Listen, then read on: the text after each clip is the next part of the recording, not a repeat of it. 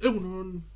ciertamente la reflexión de fondo que hace unos días ya hicimos respecto a la renovación del Tribunal Constitucional por parte de los dos magistrados jueces que debería de incorporar el Consejo General del Poder Judicial y los dos que tenía que hacer el gobierno, en principio parece que vinculados el uno al otro, a pesar de que ya el Partido Popular ya hizo aquello de desvincular y desanclar la renovación a través del Congreso y del Senado, con lo cual ciertamente son políticas sobrevenidas, políticas de hechos consumados, podríamos decir. Pero ciertamente tenemos esa realidad ya superada, donde en principio la renovación del Tribunal Constitucional está ya hecha. Otra cosa es la renovación del Consejo General del Poder Judicial, que vendrá tal vez en algún otro momento. Pero vamos a centrarnos en el hecho del Constitucional y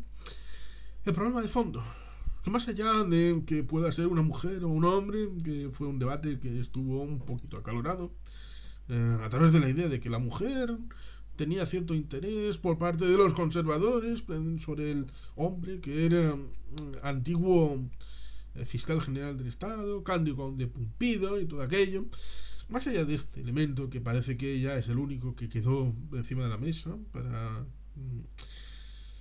Claro, hemos asumido el asunto de los jueces progresistas y los jueces conservadores, los magistrados progresistas y los magistrados conservadores. Y es grave, como decía Juanjo Álvarez en Onda Vasca, es muy importante poner el pie en la pared de la realidad y del realismo y del pragmatismo en la idea de que no puede ser que hayamos asociado el hecho de que había una sentencia respecto a una denuncia en caso de que la mayoría significada del constitucional fuera de un signo o de otro. Porque en teoría deben de hacer la interpretación de la normativa que ha sido interpelada para su constitucionalidad en función del órgano jurídico y jurisdiccional y de los textos legales que debe de sustentar su decisión. No en función de si la mayoría es progresista y vamos a tumbar una ley del Partido Conservador, o es al revés, una mayoría conservadora tumbando leyes progresistas aprobadas por el Congreso y el Senado. No tiene ni puñetero sentido que pueda asumirse tan gratuitamente en una Cámara de tercera lectura sobre el Congreso y el Senado como si tuviera funciones legislativas más que de interpretación y exégesis de la Constitución. Por lo tanto, ciertamente, poner el foco en eso es algo que Juanjo Álvarez, que ya ha tenido una participación en conversatorio en este canal, y que volverá, esperemos que vuelva,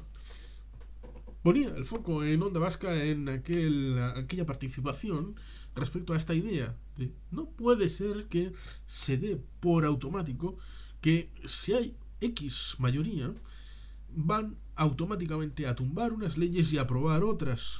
como máximo garante de la constitucionalidad, porque evidentemente eso es perversión,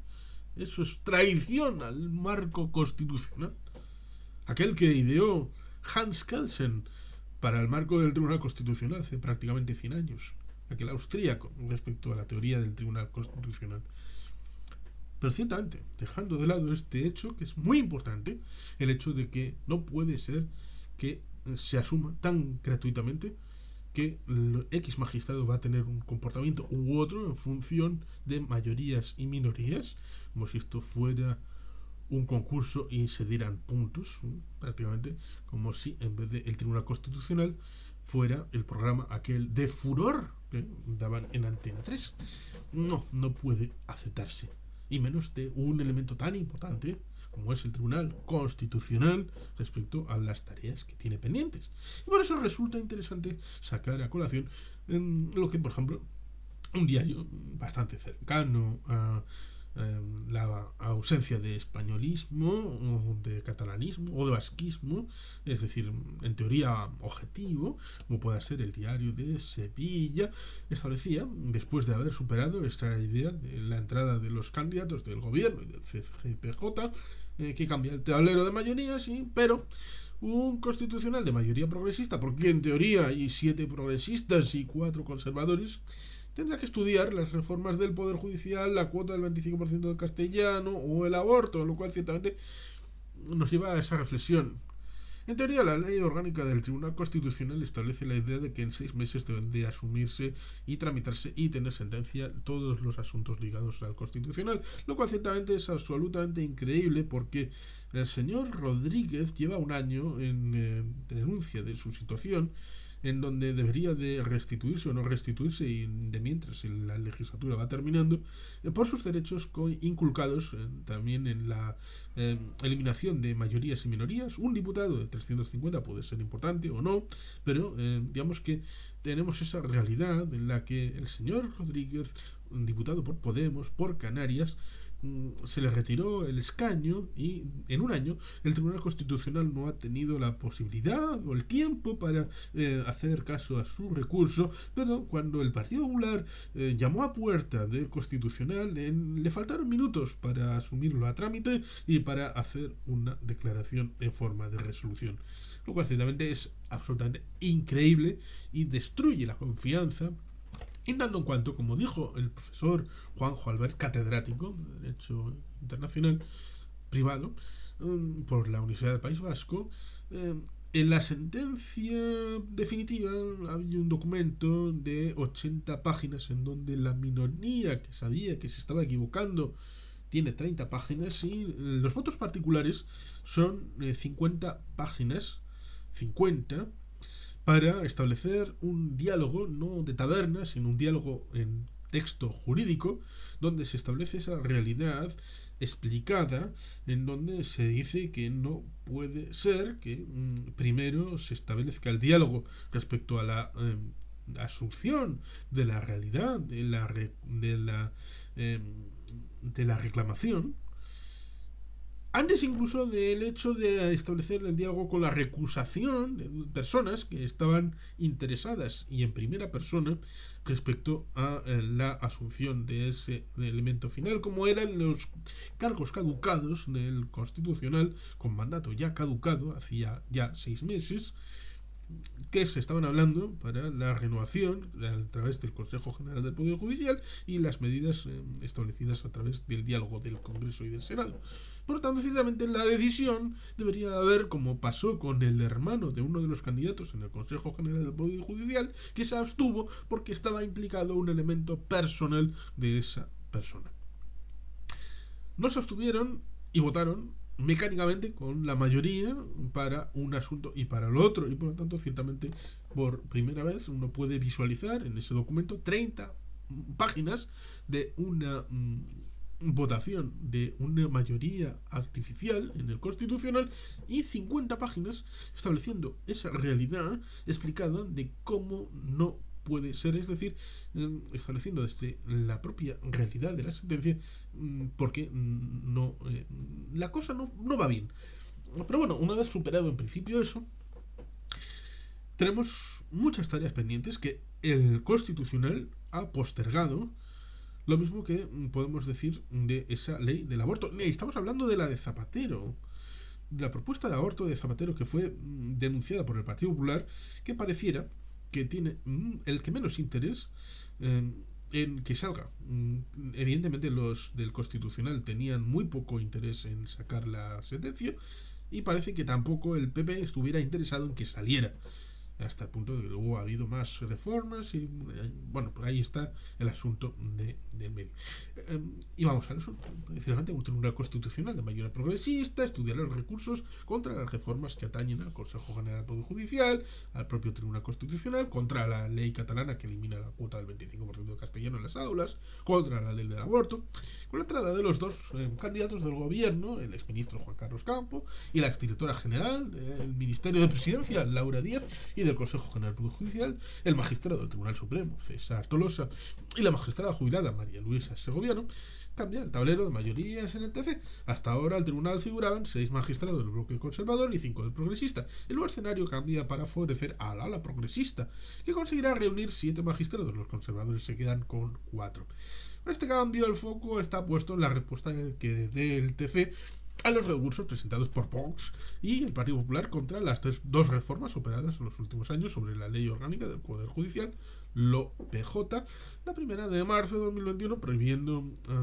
a un acuerdo de CGPJ caducado, como el actual, hacer nombramientos discrecionales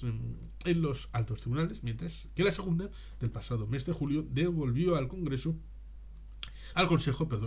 su poder para designar a los dos candidatos al TC. La primera reforma fue impugnada tanto por Vox como el PP, ambos recursos fueron admitidos a trámite, pero el fallo sigue pendiente. En la misma situación se encuentra el recurso popular contra la segunda modificación. Algunas voces habían urgido al Tribunal Constitucional a resolver estas impugnaciones para despejar dudas que en el contexto de la crisis generada en torno al Consejo General del Poder Judicial, si bien fuentes de la Corte de Garantías subrayan la necesidad de mantener al TC al margen del ruido político. Resulta cachondo esto de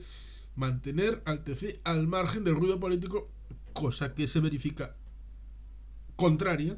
en el diciembre de 2022. Pero bueno, seguimos. A finales del año, el PP y Vox recurrieron también dos enmiendas incorporadas en la proposición de ley que deroga el delito de sedición y reforma de la malversación, por las que se rebajaba la mayoría con la que el Consejo General del Poder Judicial elegía a sus dos aspirantes al TC y se eliminaban las barreras para que los dos candidatos del gobierno pudiesen tomar posesión sin esperar a los dos del Consejo. El Constitucional, tras dos plenos extraordinarios en apenas una semana, admitió a trámite el recurso del PP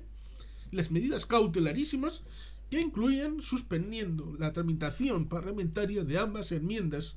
lo cual supuso excluirlas de la propuesta legislativa que finalmente quedó aprobada sin ellas el pasado 22 de diciembre. Lo cual ciertamente es una intromisión en el orden legislativo y en la inviolabilidad del Parlamento. El recurso de los de Santiago Abascal, pendiente de que se admita o no a trámite, es mucho más amplio porque se dirige no solo contra estas dos enmiendas, sino contra el conjunto de la proposición de ley, por su forma de tramitación parlamentaria expresa y sin informes de los órganos consultivos, CGPJ, Consejo Fiscal y Consejo de Estado. Suspensión cautelar en las Cortes Generales.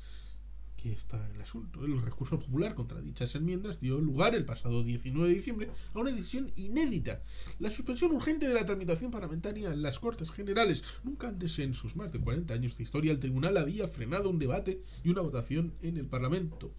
Lo cual evidentemente resulta interesante porque habiendo unas enmiendas vivas, habiendo un debate parlamentario en el Senado, hasta no haber sacado el elemento legal y haber sido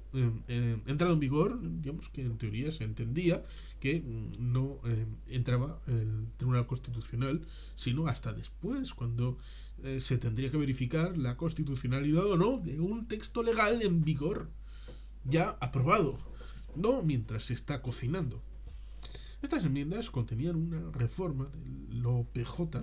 y de la ley orgánica del Tribunal Constitucional, el LOTC, destinada a desbloquear la renovación del propio tribunal. Fue el pasado 12 de junio cuando expiró el mandato de 4 de sus 12 magistrados: Pedro González Trevijano, Juan Antonio Xiol, Antonio Narváez y Santiago Martínez Vares. El tercio que la Constitución encarga reemplazar al Gobierno y al Consejo General del Poder Judicial, cada uno. El objetivo de la citada reforma era, por un lado, rebajar las mayorías para que el Consejo elija a sus dos aspirantes al Constitucional y, por otro, remover los obstáculos para que los dos nominados por el Ejecutivo, Campos y Díez, pudieran tomar posesión como magistrados del TC sin esperar a la dupla del Consejo General del Poder Judicial. La votación de la reforma laboral. Otros recursos a la espera de fallo en el Constitucional son los presentados por Vox y el PP y Alberto Casero contra la presidenta del Congreso, Michelle Batet, por la votación del 3 de febrero de 2022 de la reforma laboral, que salió adelante por 175 votos a favor frente a 174 en contra, siendo clave el emitido telemáticamente por el diputado popular Alberto Casero, que se sumó por error suyo a los síes. Tanto Vox como el PP sostienen que la decisión de Batet de no permitir que Casero votara de forma presencial para enmendar su equivocación supuso hurtar la voluntad popular. Posteriormente, un informe de los letrados del Congreso determinó que el voto telemático del diputado fue válido, descartando un error informático y apuntando así al fallo humano. El TC también ha admitido, pero no resuelto, las impugnaciones del gobierno madrileño de Isabel Díaz Ayuso y Vox contra el decreto de ahorro energético aprobado en agosto pasado, que limita la temperatura de calefacción y refrigeración a 19 y 27 grados centígrados, respectivamente, en inmuebles de administraciones públicas, establecimientos comerciales, espacios culturales o transportes. El Constitucional tiene igualmente sobre la mesa los recursos de PP y Ciudadanos contra la ley catalana que sortea la sentencia dictada por el Tribunal Superior de Justicia de Cataluña, TSJC, que reafirma la obligación de que al menos el 25% de las clases en Cataluña sean en castellano. Vox también recurrió, pero su impugnación no se admitió a trámite por un defecto de forma. Aborto, eutanasia y ley CELA. En el plano social también hay varias decisiones pendientes. La Corte de Garantías admitió los recursos de PP y Vox contra la ley que regula la eutanasia, que permite practicarla a pacientes que lo soliciten y que tengan un padecimiento grave, crónico e imposibilitante o una enfermedad grave e incurable causantes de un sufrimiento intolerable. A la espera de la decisión del TC, Vox alegó que la ley es inconstitucional porque a su juicio el Estado tiene como primera obligación defender la vida. No puede convertirse en cómplice de la muerte, mientras que el entonces PP de Pablo Casado expuso que con 125.000 fallecidos por coronavirus en junio de 2021 no era el mejor momento para abordar este tema. También se aguarda la respuesta del Constitucional al recurso presentado en 2010 por el PP contra la ley del aborto, impulsada por el gobierno de José Luis Rodríguez Zapatero, que supuso implantar un sistema de plazos al que después se ha sumado un recurso de Vox contra la ley que penaliza el acoso a las mujeres que acuden a las clínicas para la interrupción voluntaria del embarazo. Asimismo, sigue pendiente la respuesta a la impugnación de Vox contra la ley de protección a la infancia y la adolescencia. Los de Abascal reprochan que se incluya la obligatoriedad de que todos los menores reciban educación afectivo-sexual. Una medida que, dicen, incorpora normativamente una ideología estatal en la que forzosamente se pretende adoctrinar a los alumnos. Tampoco hay resolución sobre los recursos admitidos de Vox y el PP contra la nueva ley educativa, la LOMLOE, también conocida como ley CELA. La ministra que la impulsó, Casado, calificó la norma como un atentado contra la libertad y contra la calidad y unidad del sistema educativo. En concreto, afeó que ataca el castellano como lengua vehicular en toda España, que permita pasar de curso con más asignaturas suspendidas y que impida elegir centro educativo. Por otro lado, el Constitucional todavía debe resolver los dos recursos de amparo presentados por la defensa del que fuera diputado de Podemos, Alberto Rodríguez, contra la sentencia del Tribunal Supremo y contra la pérdida del citado escaño.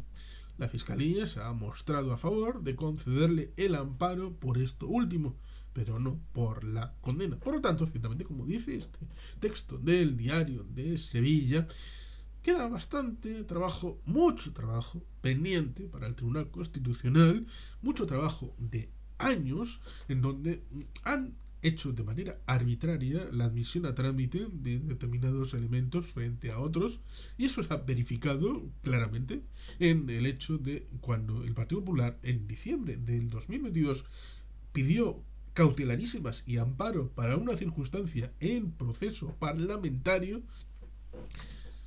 El Tribunal Constitucional tuvo una velocidad una velocidad de vértigo para tratar de amparar a estos muchachos, cuando en teoría deberíamos de valorar a todos y cada uno de los diputados y senadores en función del mismo rasero, y por lo tanto se estaría con la aceptación y resolución vulnerando el derecho de los 185 diputados que votaron afirmativamente esa propuesta legislativa antes de haber pasado al Senado, con lo cual ciertamente es un elemento complejo a la hora de poner en valor quién tiene derecho o no, lo cual ciertamente puede abrir la puerta a que en el futuro un solo diputado o un solo senador exija la paralización con cautelarísimas para cualquier proceso legislativo. Espero que no sirva de precedente, pero la realidad está ahí para ponerse encima de la mesa. Como finalmente se llegó a un acuerdo para la situación de la sustitución de los dos magistrados votados por el Consejo General del Poder Judicial para el Tribunal Constitucional, en principio debería haber un desatascamiento que impida situaciones que nadie quiere respecto a la descalificación del Tribunal Constitucional como marco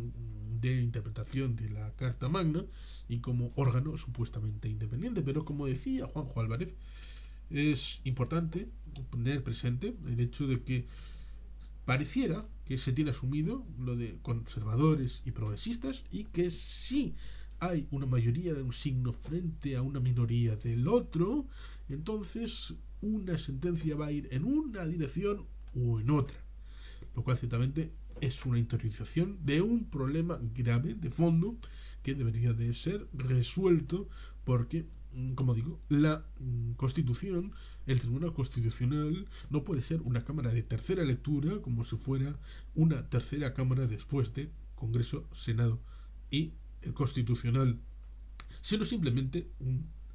elemento de garantía por encima de todos de que el sistema funciona y que no hay transgresiones de la Constitución.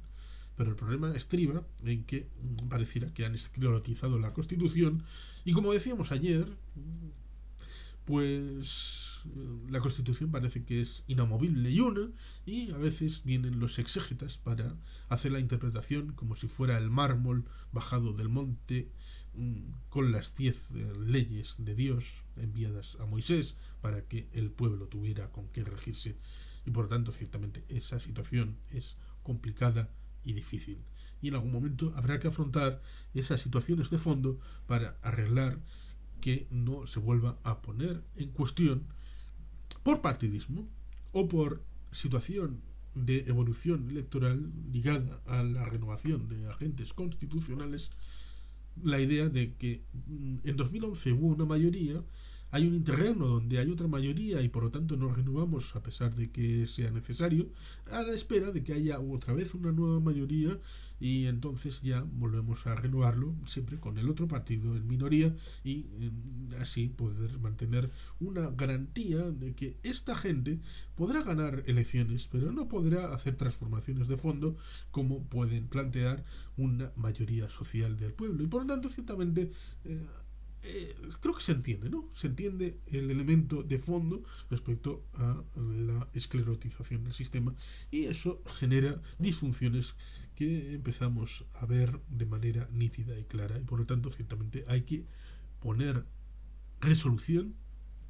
no los problemas coexistentes como pasó en diciembre a finales con el tema de la renovación de dos personas incorporando a las otras dos, sino los elementos ya más de fondo. Pero como se ha visto en otras circunstancias de dificultades análogas, se ha tirado la pelota para adelante y por lo tanto es difícil creer que vayamos a tener ese momento resolutivo y menos con las mayorías y minorías y los consensos necesarios para hacerlo. Pero en fin, la esperanza es lo último que se pierde, ¿verdad? Así pues hay que tener fe, como le dijo Batman a Alfred en la Liga de la Justicia de Zack Snyder. Ten fe, Alfred, ten fe. Y sin más, es que ricasco, ajur, pero bat, Betty Helpean.